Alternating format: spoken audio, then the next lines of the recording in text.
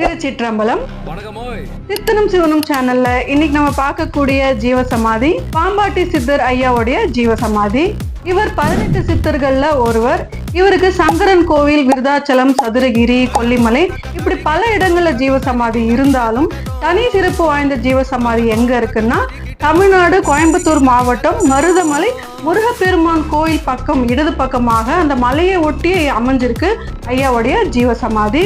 கோவிலுடைய டைமிங்ஸ் காலை 6 மணில இருந்து மதியம் 12 மணி வரைக்கும், மாலை 4 மணில இருந்து இரவு 8 மணி வரைக்கும். குரு பூஜை கார்த்திகை மாதம் மிருக சீரிசம் நட்சத்திரம். இப்போ ஐயாவுடைய ஜீவசமாதி எங்க இருக்குன்னு தெரிஞ்சுக்கிட்டோம். இப்போ எப்படி போறதுன்னு பார்க்கலாம்.